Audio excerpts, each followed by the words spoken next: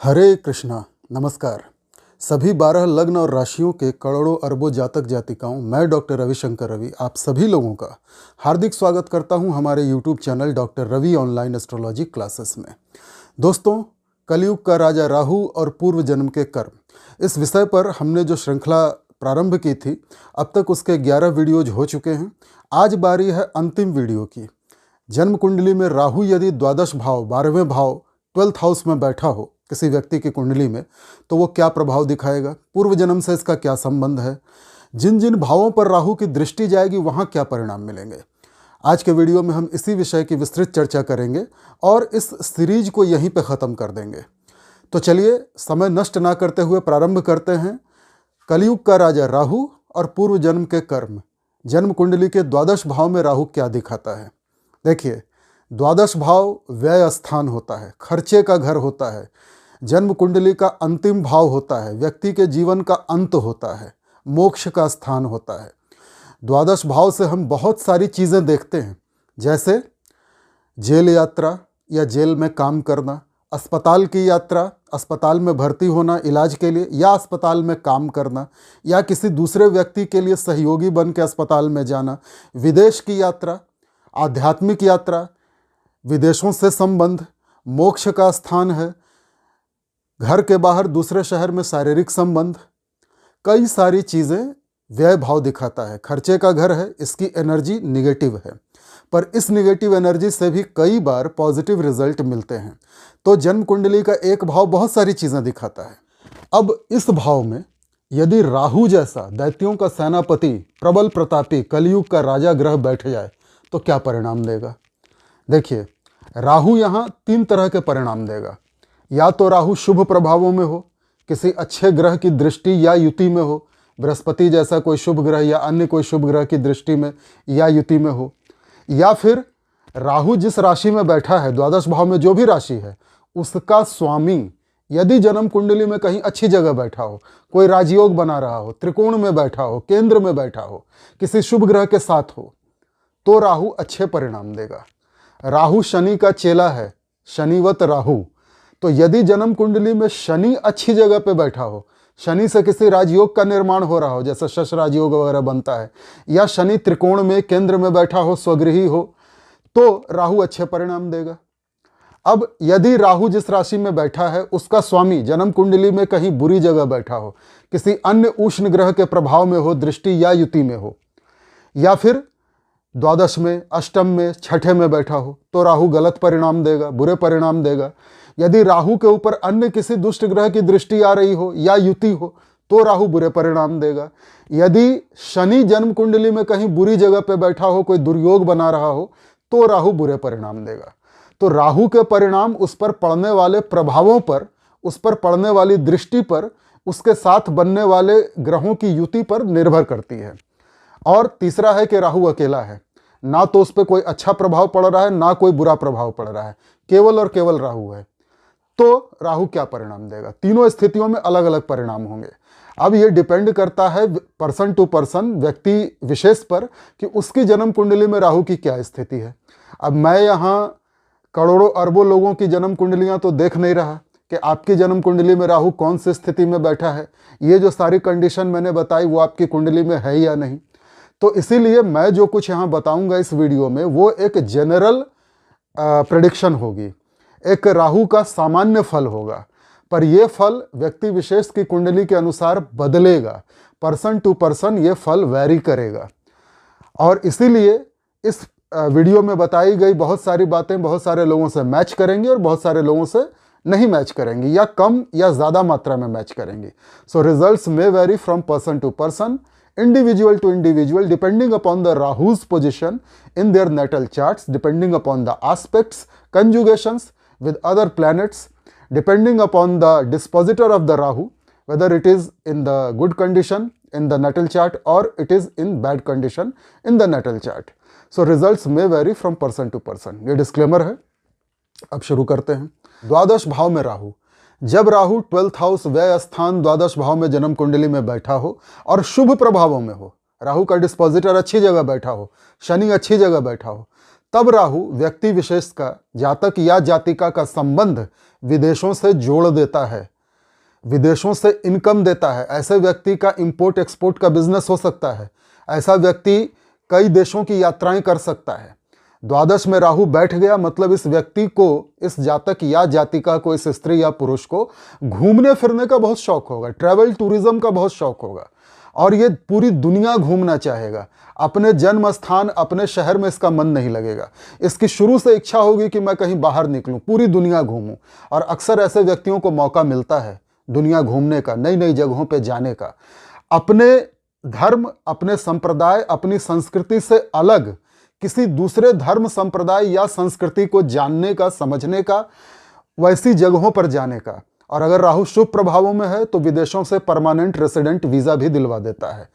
जैसे कोई व्यक्ति इंडिया का है और अमेरिका में उसको परमानेंट रेसिडेंट का स्टेटस मिल गया, या यूरोप के किसी दूसरे देश की नागरिकता मिल गई, और वो पैदा तो हुआ हिंदू धर्म में, सनातन धर्म में, भारत के किसी छोटे शहर या कस्बे में, लेकिन रह रहा है विदेश में जा करके, एक अलग डिफरेंट कम्युनिटी, कल्चर, बोलचाल, भाषा, रहन सहन वाले लोगों के बीच में जाकर रह रहा है, और वहीं उसकी तरक्की भी होती है।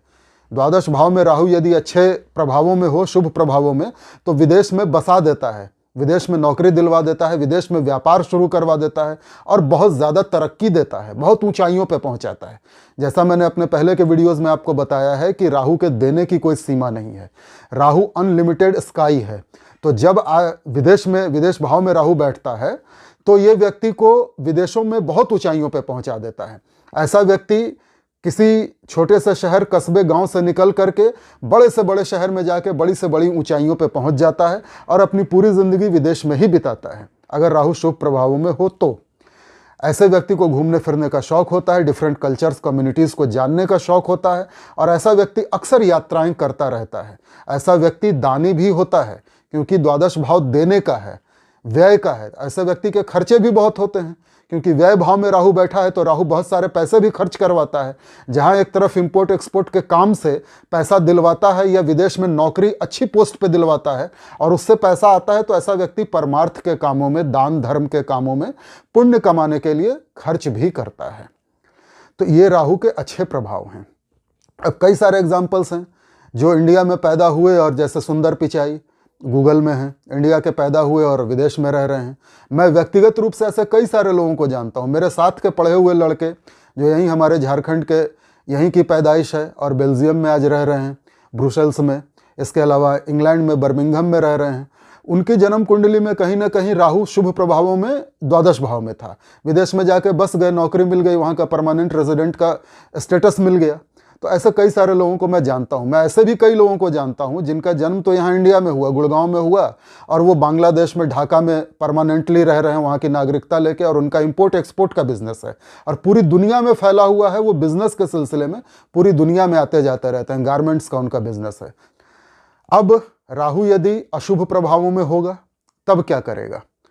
यदि अशुभ प्रभावों में है, जो कंडीशंस मैंने अभी अभी बताई आपको, तो राहु क्या करेगा? सबसे पहले तो दारू पीने की लत लगा देगा, ड्रग्स की लत लगा देगा। राहु है धुआं, गांजा, अफीम, सिगरेट, चरस, कोकेन, ड्रग्स, ये जितनी नशीली पदार्थ हैं, मादक पदार्थ हैं, नशीली चीज़ें हैं, शराब और अय्याशी, वेश्यावृत्ति की लत लगा देगा। ऐसे व्यक्ति की संगत गलत हो जाएगी, विदेश में जाते ही ये शराबी, कबाबी, अय्याश बन जाएगा।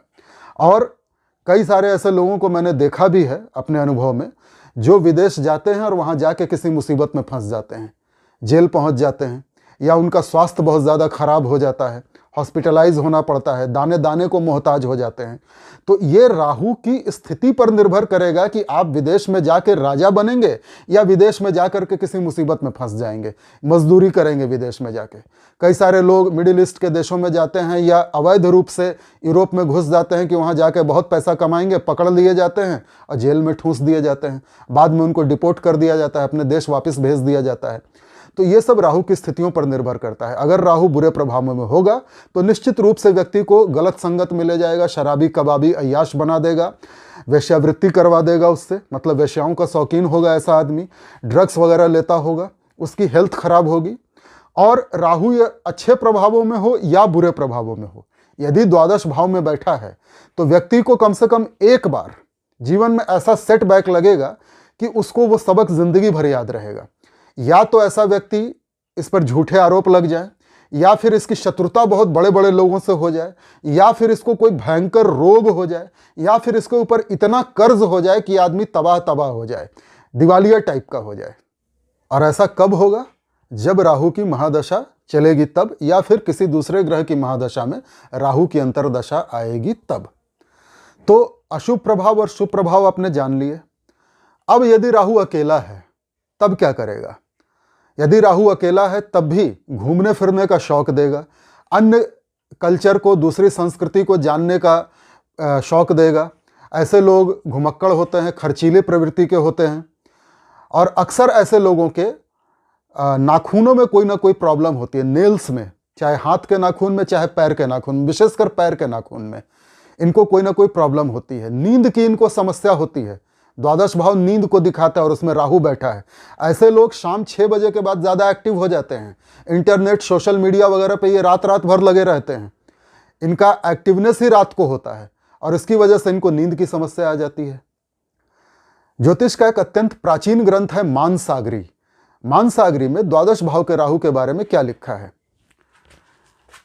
व्यय स्थिते सोम रिपौ मनुष्यो धर्मार्थहीनो बहुदुख तप्तः कांता विमुक्तश्च।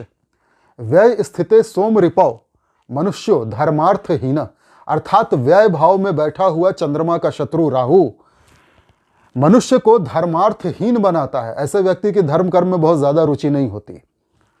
बहुदुख तप्तः कांता विमुक्तश्च, कई प्रकार के दुख भोगने पड़ते हैं ऐसे व्यक्ति को। कई बार स्त्री से विहीन होता है क्योंकि जन्म स्थान से दूर कर रहा है राहु। ऐसे लोग गलत संगत में पड़ जाते हैं तो अपनी पत्नी से इनका विवाद हो जाता है। विदेशवासी सुखाश्चहीन कुनखी कुवेश, विदेशवासी होता है, सुख से हीन होता है। कुनखी, जो मैंने अभी बताया कि इनके नाखूनों में, नेल्स में कोई प्रॉब्लम होती है, विशेषकर पैरों के नाखून में, यह समय के साथ उभरता है। कुवेश, और कई बार ऐसे लोग कुरूप होते हैं, ये मानसागरी का कहना है। द्वादश भाव में बैठे हुए राहु की दृष्टि, पंचम दृष्टि जाएगी आपकी जन्म कुंडली के चतुर्थ भाव पे। माता का स्थान है, सुखों का स्थान है, गृह का स्थान है। ऐसे व्यक्ति की अपनी माता से थोड़ी दूरियां होती हैं, डिस्टेंस बन जाता है, और ऐसे व्यक्ति को घर का सुख बहुत ज़्यादा नहीं मिलता क्योंकि इसकी प्रवृत्ति घुमक्कड़ है। तो घर का सुख कहाँ से मिलेगा? ये तो घूमने फिरने में लगा रहता है। माता से भी इसी कारण दूरियां आती हैं। पूर्व जन्म में इस व्यक्ति ने अपनी माता के साथ व्यवहार अच्छा नहीं किया, इस कारण इस जीवन में माता से थोड़ी दूरियां आ जाती हैं।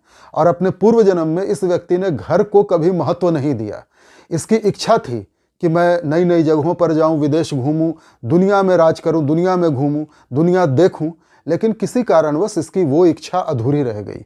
पिछले जन्म में या तो पैसों की कमी के कारण या किसी अन्य कमी के कारण ये दुनिया घूम नहीं पाया और वैसे ही इसकी मृत्यु हो गई। तो इस जन्म में राहु इसके द्वादश भाव में आ जाता है और उसको खूब घुमाता है। अगर राहु शुभ प्रभावों में होगा तो ये लग्जरी से घूमेगा, अगर अशुभ प्रभावों में होगा तो बहुत घूमते घूमते इसकी हालत खराब हो जाएगी। अब राहु की सप्तम दृष्टि जाएगी जन्म कुंडली के छठे भाव पे, रोग ऋण शत्रु का भाव। रोग ऋण शत्रु के भाव पर जब दृष्टि जाती है राहु की, तो ऐसा व्यक्ति रोग ऋण शत्रुओं का नाश करने में पूर्णतः सक्षम होता है। ये बात एकदम सत्य है। किंतु जैसा मैंने अभी बताया कि कम से कम एक बार जीवन में इसकी या तो दुश्मनी बहुत बड़े बड़े लोगों से होगी, या फिर इसको कोई महाभयंकर रोग होगा, या फिर बहुत बड़ा कर्ज आएगा इसके ऊपर जिसमें ये दिवालिया हो जाएगा। ऐसी स्थिति एक बार इसके जीवन में आएगी। हालांकि ये उन चीज़ों से निकल आएगा क्योंकि राहु की दृष्टि है, राहु उष्ण ग्रह है, छठे पर बहुत अच्छा प्रभाव डालता है, तो रोग ऋण शत्रुओं का नाश हो जाएगा। पूर्व जन्म में इस व्यक्ति ने बहुत लोगों की सहायता की है, बहुत लोगों की मदद की है, तो उनकी दुआओं की वजह से ये अपने बड़े से बड़े कष्ट से भी बाहर निकल आता है। अब देखिए, एक आदमी जीवन में अच्छे और बुरे दोनों प्रकार के कर्म करता है और उसका फल उसको अच्छे और बुरे दोनों तरह से मिलता है। तो पूर्व जन्म में इसने कुछ अच्छे कर्म किए थे, उसका भी फल मिलता है, और कुछ बुरे कर्म किए थे, उसका भी फल मिलता है। अष्टम भाव पे भी दृष्टि जाएगी राहु की, नवम दृष्टि, 9th एस्पेक्ट अष्टम भाव पे जाएगा। तब क्या होगा? अष्टम भाव पे दृष्टि जाने के कारण ऐसे व्यक्ति को एक्सीडेंट्स का डर रहता है, दुर्घटनाओं का, या अभिचार कर्म का डर रहता है। अभिचार कर्म मतलब तांत्रिक क्रिया, भूत प्रेत छोड़ देना, इसके ऊपर भूत प्रेत छोड़ देना, तंत्र मंत्र कर देना, डाकनी शाकनी ब्रह्म राक्षस पिशाच वेताल, जादू टोना कर देना, काला जादू कर देना, सम्मोहन मारण उच्चाटन स्तंभन इत्यादि कर देना, ये इस व्यक्ति के ऊपर किया जा सकता है, इसके शत्रुओं की तरफ से, ससुराल वालों की तरफ से, क्योंकि अष्टम भाव ससुराल पक्ष को भी दिखाता है। अष्टम भाव गुप्त चीज़ों का है। ऐसे व्यक्ति के जीवन में सीक्रेसी बहुत ज़्यादा होती है और सीक्रेट तरीके से ही इसको लाभ भी होता है। अष्टम भाव गुप्त शारीरिक संबंधों का भी है। तो ऐसा व्यक्ति पूरी संभावना होती है कि ससुराल के धन पे नज़र रखता है या ससुराल पक्ष में किसी से शारीरिक संबंध बनाने की भी इच्छा होती है। ऐसे व्यक्ति की खुद की भी रुचि होती है तंत्र मंत्र अभिचार जादू टोना में, और जब राहु की दशा चलती है और अष्टम पे दृष्टि डालता है राहु, तो ऐसा व्यक्ति तांत्रिकों मांत्रिकों से मिलने लगता है, शमशान में जाने लगता है, तंत्र मंत्र में इसकी रुचि बढ़ जाती है। अब ये डिपेंड करेगा अष्टम भाव में कौन सी राशि है, कौन से अन्य ग्रहों की युति है उस पर, क्योंकि अष्टम भाव खोज का भी है, गुप्त चीज़ों का है, पाताल का है, जासूसी का है।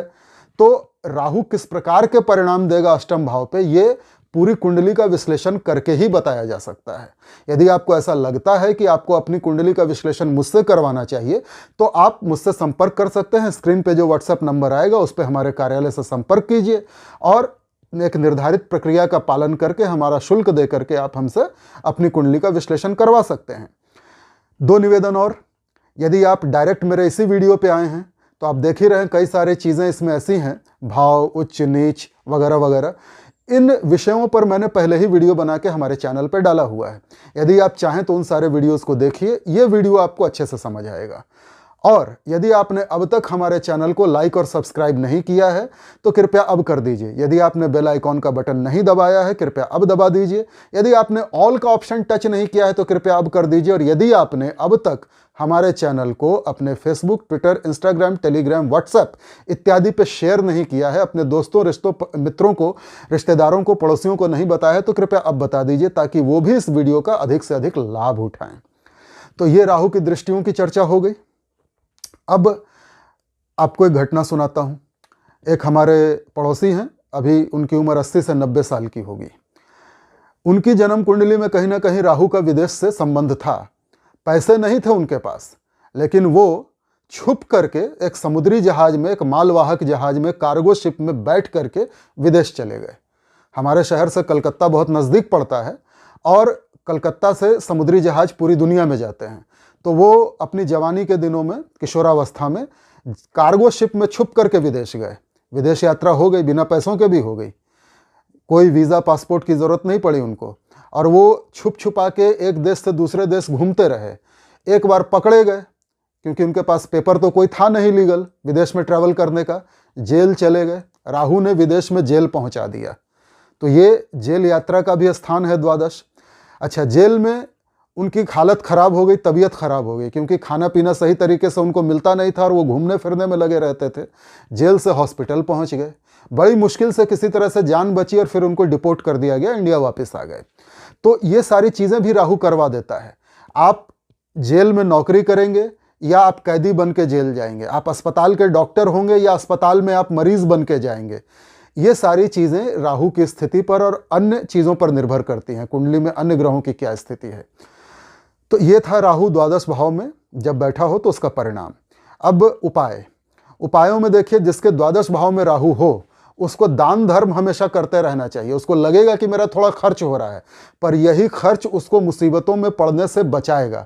इसलिए उसको लेबर क्लास के जितने लोग होते हैं उनको कुछ ना कुछ देते रहना चाहिए। अपने पैरों को साफ रखें। संध्या समय शाम 6 बजे के बाद दीपक जरूर जलाएं घर में, और हो सके तो काल भैरव या बटुक भैरव के दर्शन करें। काले कुत्ते को रोटी खिलाएं, बिस्किट दें, सफाई कर्मचारियों को कुछ नशीली चीज़ें दें, गुटखा, तंबाकू, खैनी, जर्दा, बीड़ी, सिगरेट वगैरह दान करें। राहु अच्छे प्रभाव देगा। तो चलिए, आशा करता हूं कि पहले भाग से लेके इस द्वादश भाव तक पूरे 12 के 12 जो वीडियो मैंने बनाए हैं, इससे बहुत सारे लोगों को बहुत सारा फायदा हुआ होगा। अब अगला जो मैं वीडियो बनाऊंगा, बृहस्पति का राशि परिवर्तन हो रहा है 1 मई को, और बृहस्पति साल में एक बार राशि परिवर्तन करते हैं। मेष राशि से लेकर मीन राशि तक सभी राशि वालों पर इस राशि परिवर्तन का क्या प्रभाव पड़ेगा, इस पर मेरा अगला वीडियो आएगा। ये 2024 का पहला बड़ा ट्रांजिट है, तो इंतज़ार कीजिए मेरे अगले वीडियो का। तब तक के लिए नमस्कार।